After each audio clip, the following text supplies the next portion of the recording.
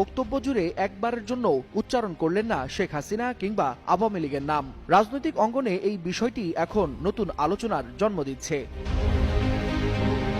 মঞ্চে দাঁড়িয়ে তারেক রহমান কথা বলেছেন নারী পুরুষ শিশু কিশোর পাহাড় সমতল সব মানুষের অধিকার নিয়ে, কথা বলেছেন ধর্ম বর্ণ নির্বিশেষে ন্যায় বিচার ও নিরাপত্তার স্বপ্ন নিয়ে। তার ভাষণে স্থান পেয়েছে ১৯৭১ সালের মুক্তিযুদ্ধের শহীদ থেকে শুরু করে ৫ আগস্ট গণ অভ্যুত্থানে আত্মদানকারী এমনকি জুলাই আন্দোলনের অগ্রনায়ক শরীফ ওসমান হাদির নামও। এসেছে দেশ পুনর্গঠনের বিভিন্ন পরিকল্পনার কথা, কিন্তু সমালোচনা তিরস্কার বা কারো প্রতি ব্যক্তিগত আক্রমণ ছিল না কোথাও।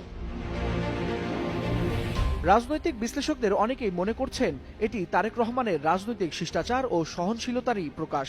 যে নেতার বক্তব্য একসময় সম্প্রচারে নিষেধাজ্ঞার মুখে পড়েছিল, সেই নেতা দীর্ঘ ১৭ বছর পর দেশে ফিরেই প্রতিপক্ষকে এড়িয়ে কথা বলেছেন মানুষের আশা অধিকার ও ভবিষ্যৎ নিয়ে। ফলে সামাজিক যোগাযোগ মাধ্যমে বেশ প্রশংসায় ভাসছেন বিএনপির ভারপ্রাপ্ত চেয়ারম্যান তারেক রহমান।